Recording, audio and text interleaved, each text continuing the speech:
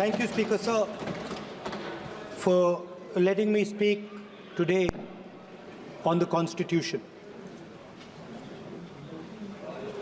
Speaker Sir, in my last few speeches, I spoke about the concept of Abhay Mudra, the concept of fearlessness, truth, and non-violence.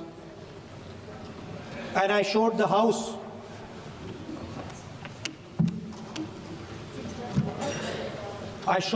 images of our different religions displaying this Abhay Mudra.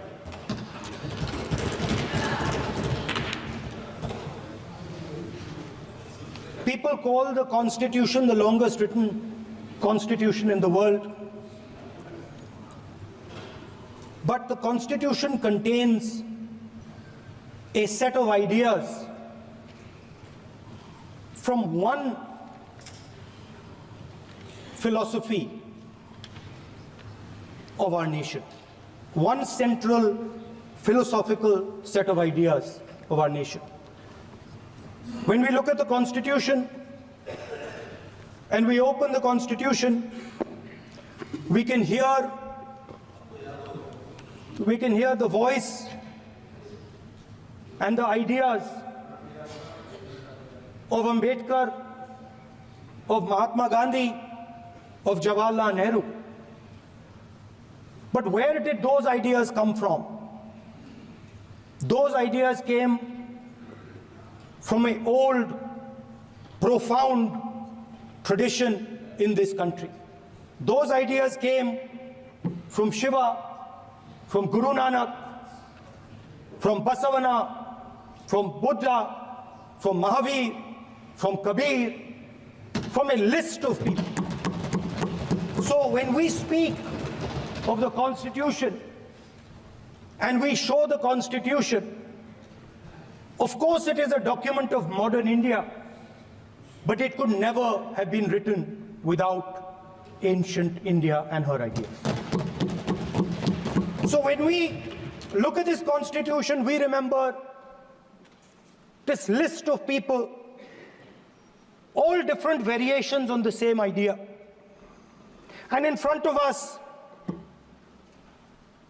stand the people who follow a very different philosophical tradition. And I want to start my speech by quoting what the supreme leader, not of the BJP, but of the modern interpretation of the ideas of the RSS has to say about the Constitution of India and about how he thinks India should be run. The worst thing about the Constitution, the worst thing about the Constitution of India is that there is nothing Indian about it. Manusmriti is that scripture which is most worshipable after Vedas for our Hindu nation, and from which our ancient times have become the basis of our culture, customs, thought, and practice. This book, for centuries, has codified the spiritual and divine march of our nation. Today, Manusmriti is law. These are the words of Savarkar. Mr. Savarkar has clearly stated in his writings that there is nothing Indian about our Constitution. He has clearly stated that the book India is run by should be superseded by this book. And this is what the fight is about. Now, it's nice that all of you are so-called defending the Constitution. But I want to ask you, do you stand by your leader's words? Do you support your leader's words? Because when you speak in parliament about protecting the constitution, you are ridiculing Savarkar. You are abusing Savarkar. You are defaming Savarkar. I'd like to quote also in Hindi. Bharat के संविधान के बारे में सबसे बुरी बात तो यह है कि इसमें कुछ भी भारतीय नहीं है। भारत के संविधान के बारे में सबसे बुरी बात तो यह है कि इसमें कुछ भी भारतीय नहीं है। यह आपके नेता ने कहा था, जिसकी आप पूजा करते हैं। Speaker sir, I described in my first speech the idea of a battle taking place. I described the Mahabharata, described Kurukshetra. There is a battle taking place today in India. And on this side are the defenders of the idea of the Constitution. And from each state we have one. If you ask us Tamil Nadu, we will tell you Periyar. If you ask us Karnataka, we will say Basavana. If you ask us Maharashtra, we will say Phule ji, Ambedkar ji. If you ask us Gujarat, we will say Mahatma Gandhi. आप speaker को You praise these people. You praise these people hesitatingly because you have to. But the truth is that you want India to be run the way it used to be run. जैसे हिंदुस्तान पहले चलाया जाता था, वैसे ही आप हिंदुस्तान को चलाना चाहते हो। मैं बता रहा हूं, आ रहा हूं। पेशेंस रखिए थोड़ी, इतना एक्साइटमेंट नहीं होना चाहिए। स्पीकर सर, जब मैं छोटा था दिल्ली में, स्पीकर सर, दिल्ली के चारों ओर जंगल हुआ करता था। जो आज यहां रहते हैं उनको ताज्जुब होगा कि एम्स के बिल्कुल बगल में जंगल शुरू होता था। जहां रेलवे म्यूजियम है वहां पे जंगल शुरू होता था। वैसे ही जंगल में, दोनों नॉर्थ और साउथ, वैसे ही जंगल में हजारों साल पहले एक युवा, 6-7 साल का युवा, हर रोज सुबह उठ के 4 बजे उठ के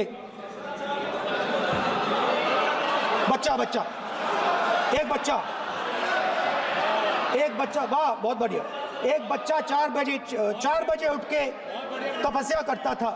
हर रोज सुबह तपस्या, हर रोज सुबह वो धनुष उठाकर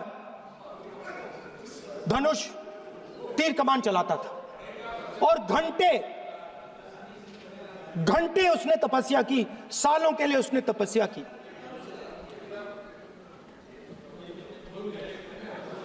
पास लोगों को पता लगने लगा कि लड़का है। यही तो आप नहीं समझ सकते हो, यही तो प्रॉब्लम है। धनुष में तपस्या है, मनरेगा के काम करने में तपस्या है। तपस्या का मतलब शरीर में गर्मी पैदा करना, समझिए। हाँ, तब का ये मतलब है, तपस्या का ये मतलब है। तो ये तपस्या कर रहा था, लोगों को पता लगा और वो गुरु के पास गया। लड़के का नाम एकलव्य था और वो गुरु के पास गया और उसने कहा, गुरु द्रोणाचार्य जी, मैं सालों से धनुष चलाना सीख रहा हूं, मैंने अपनी पूरी शक्ति इसमें डाली है,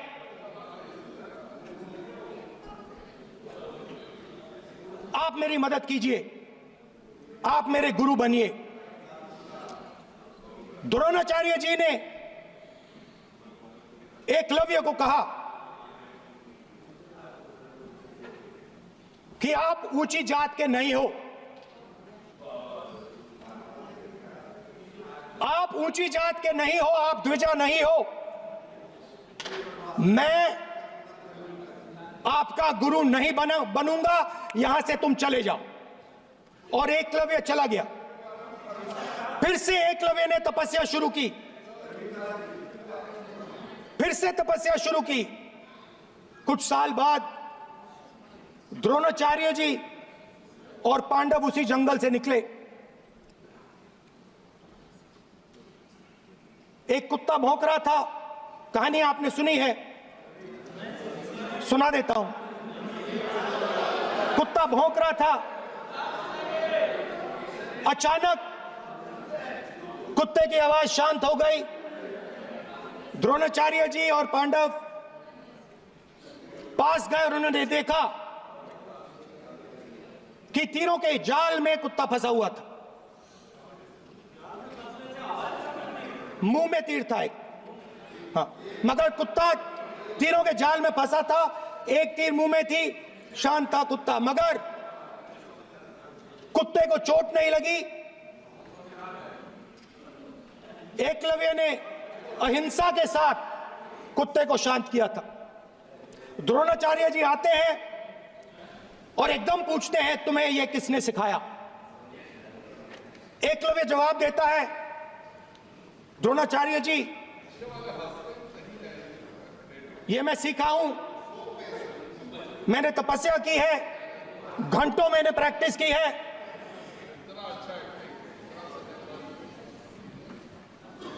आपने मुझे गुरु बनने से मना किया था, तो मैंने एक मूर्ति, मट्टी की मूर्ति सामने रखी और मैंने प्रैक्टिस की और मैं सीखा। द्रोणाचार्य जी खुश नहीं हुए। द्रोणाचार्य जी ने एकदम कहा, तुम्हें मुझे गुरु दक्षिणा देनी है।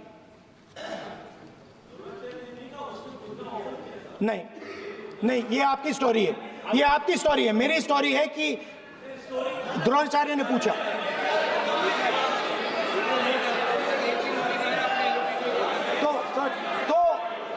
तो द्रोणाचार्य जी ने, Sir, the PM will not speak. You have to understand. If you are not giving order, Prime Minister has to speak. That you have to understand. If you are not giving protection, if you are not giving protection to LOP, then Prime Minister has to speak here. I will tell you. We will be very clear. ठीक है sir. माननीय सदस्य, आपको मैंने कई बार कहा, आप धमकी शब्दों में मत बोला करिए। एक मिनट जाती।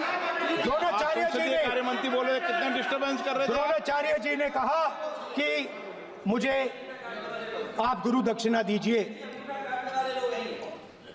मेरी स्पीच ले ली आपने। तो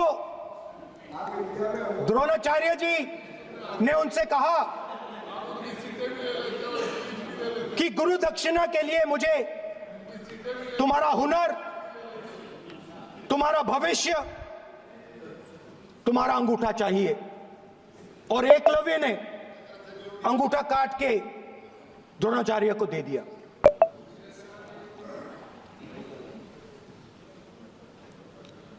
यह अभय मुद्रा है। इसमें कॉन्फिडेंस,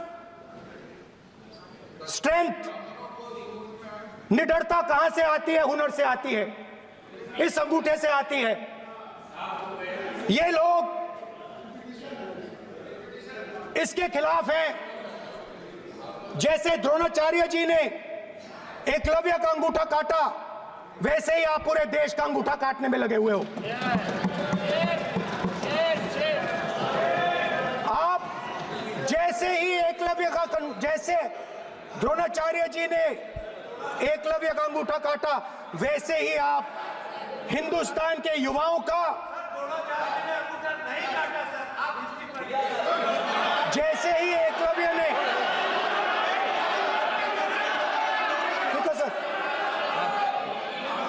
जैसे एकलव्य का अंगूठा काटा गया, वैसे ही आप हिंदुस्तान के युवाओं का, सबका अंगूठा काटते हो। जब आप अदानी जी को धारावी देते हो, तो आप धारावी के जो एंटरप्रेन्योर्स हैं, जो स्मॉल एंड मीडियम बिजनेसेस हैं, उनका आप अंगूठा काटते हो। जब आप हिंदुस्तान के पोर्ट्स, एयरपोर्ट्स, डिफेंस इंडस्ट्री, ये सब जब आप अदानी को देते हो,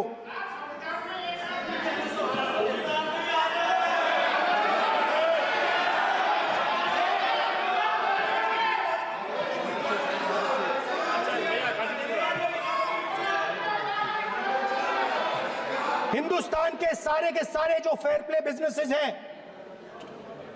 जो ईमानदारी से काम करते हैं, आप उन सब का अंगूठा काटते हो जब आप अदानी की मदद करते हो। कॉन्स्टिट्यूशन में लैटरल एंट्री कर आप हिंदुस्तान के युवाओं का, पिछड़ों का, गरीबों का अंगूठा काटते हो।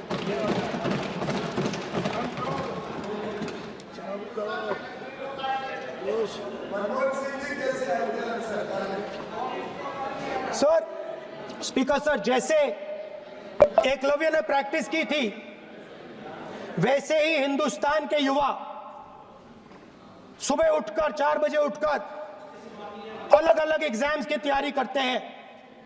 आपने देखा होगा, पहले हजारों युवा सुबह उठकर रनिंग करते थे, वेट ट्रेनिंग करते थे आर्मी में जाने के लिए। जब आपने अग्निवीर लागू किया, तो आपने उन युवाओं की उंगली काटी। जब आप पेपर लीक कराते हो, 70 बार आपने पेपर लीक करवाया है, तब आप हिंदुस्तान के युवाओं के अंगूठा काटते हो।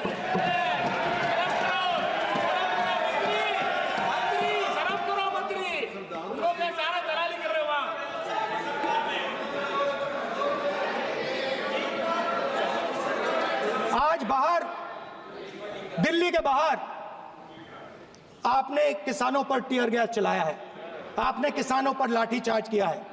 किसान आपसे एमएसपी मांगते हैं, सही दाम मांगते हैं, मगर आप अदानी को फायदा पहुंचाते हो, अंबानी को फायदा पहुंचाते हो और किसान का अंगूठा काटने का काम करते हो। देखिए, हम कहते हैं अभय मुद्रा, हम कहते हैं डरो मत, आप कहते हो हम आपका अंगूठा काट देंगे। ये फर्क है। एक तरफ कौन सर बोलिए। मेरे कहना है कि हम एक मिनट प्लीज बैठिए, आप बैठिए, प्लीज बैठिए, आप बैठिए। आज हम भारत के संविधान की 75 वर्ष की गौरवशाली यात्रा कर रहे हैं, और कल भाई ये चर्चा हुई थी कि हम संविधान की चर्चा करते समय उसकी उच्च कोटि की ये अपेक्षा है। आप स्पीकर सर,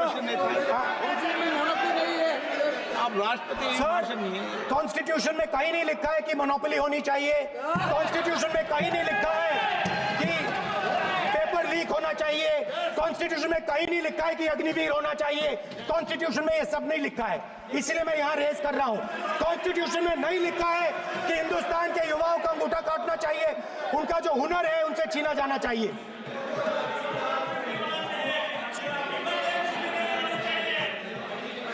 बैठे कर रहे हैं सर, 5 बजे अब भी बैठे करेंगे। अब कुछ नहीं बोलना है उस टाइम पे। 5 बजे देखिएगा, 5 बजे देखिएगा क्या कर। स्पीकर सर, मिलेगा। मैं कुछ दिन पहले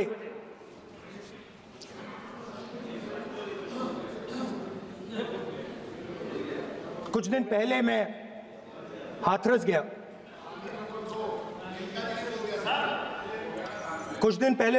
गया। हाथरस में 4 साल पहले एक लड़की का बलात्कार होता है। गैंग रेप होता है। 3-4 लोग गैंग रेप करते हैं मैं 2-3 दिन पहले उस लड़की के परिवार के घर में गया।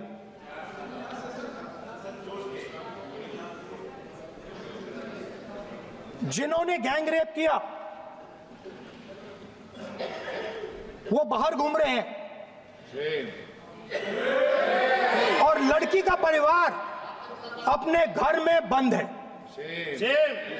लड़की का परिवार बाहर नहीं जा सकता है। जो अपराधी हैं वो उनको रोज धमकाते हैं और वो बाहर घूमते हैं।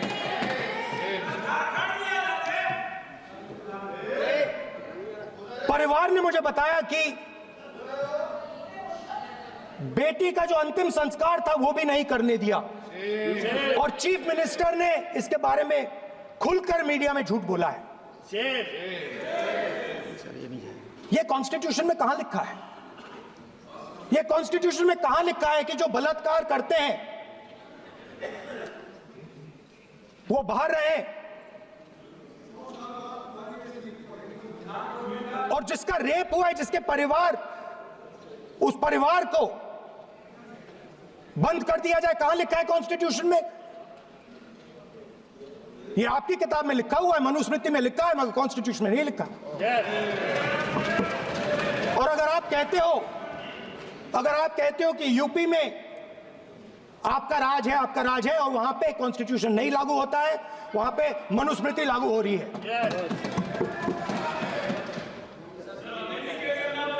परिवार ने मुझे कहा कि यूपी की सरकार ने उन्हें वायदा किया था, कहा था कि हम आपका रिलोकेशन करेंगे, आपको कहीं और रहने की जमीन देंगे। आज तक 4 साल हो गए हैं, आज तक उनका रिलोकेशन नहीं किया गया है। और हर रोज उन्होंने मुझे फोटो दिखाई, वो बाहर निकलते हैं और जिन्होंने बलात्कार किया वो धमकाते हैं उनको। तो मैं इस हाउस में कहना चाहता हूं कि अंबेडकर जी के संविधान वाले लोग, इंडिया गठबंधन वाले लोग, हम सब मिलकर उस परिवार का रिलोकेशन हम करेंगे अगर आप नहीं करोगे तो। और हिंदुस्तान के हर गरीब व्यक्ति को हम ये कहना चाहते हैं, आपकी रक्षा कॉन्स्टिट्यूशन करता है और ये बीजेपी के लोग कॉन्स्टिट्यूशन पर 24 घंटा आक्रमण करते रहते हैं। कॉन्स्टिट्यूशन में लिखा है prohibition of discrimination on grounds of religion, race, caste, sex और place of birth. The state shall not discriminate against any citizen on grounds only of religion, race, caste, sex, place of birth or any of them. Some days back, youngsters from Sambal came to see me. Innocent people, they had done nothing. They were just, वो बस पास में थे, 5 लोगों को गोली मार के हत्या कर दी। ये कहां लिखा है कॉन्स्टिट्यूशन में? ये कहां लिखा है कॉन्स्टिट्यूशन में? तो लिखा है prohibition of discrimination of grounds of religion. और जहां भी आप जाते हो, एक धर्म को दूसरे धर्म से लड़ाते हो, नफरत फैलाते हो। कहां लिखा है कॉन्स्टिट्यूशन में? कहां लिखा है कॉन्स्टिट्यूशन में कि एक धर्म को दूसरे धर्म से लड़ाना है? कहां लिखा है कॉन्स्टिट्यूशन में कि दलित परिवार को बंद करके अंदर रखना है और उनके अपराधियों को बाहर घूमने देना है? कौन से कॉन्स्टिट्यूशन में लिखा है? मुझे दिखाइए।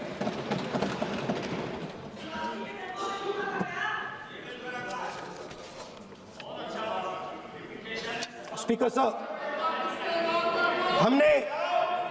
हमारी जो विचारधारा है, इंडिया गठबंधन की विचारधारा है, वो देश में कॉन्स्टिट्यूशन लाई है। हम सब मिलकर कॉन्स्टिट्यूशन की रक्षा करते हैं। अंबेडकर जी ने कहा था, if there is political equality but no social and economic equality, political equality will be destroyed। ये अंबेडकर जी के शब्द हैं। और आज यह बात सबके सामने है। पॉलिटिकल इक्वालिटी जो थी वो खत्म हो गई है। हिंदुस्तान के सारे इंस्टीट्यूशंस कैप्चर कर लिए गए हैं। सोशल इक्वालिटी नहीं रही, फाइनेंशियल इकोनॉमिक इक्वालिटी नहीं रही। इसीलिए हमारा अगला कदम जाति जनगणना होगा। हम देश को दिखाना चाहते हैं कि आपने किन लोगों का और कहां कहां अंगूठा काटा है। हम दलितों को, आदिवासियों को, पिछड़ों को, किसानों को, मजदूरों को दिखाना चाहते हैं कि आपने किस किस का अंगूठा काटा है। इसलिए जो मैंने वायदा किया था, इसी हाउस में यहां हम कास्ट सेंसस लागू करेंगे और उसके बाद हिंदुस्तान में एक नए तरीके का विकास होगा, एक नई तरीके की राजनीति होगी। जो मैंने पहले कहा था, जो आपको अच्छा नहीं लगता है, 50% रिजर्वेशन, उस दीवार को हम यहां तोड़ेंगे। 50% रिजर्वेशन की दीवार और जाति जनगणना हम यहां करा के दिखाएंगे। आपको जो कहना है कर लो, कह लो। स्पीकर सर, बहुत बहुत धन्यवाद।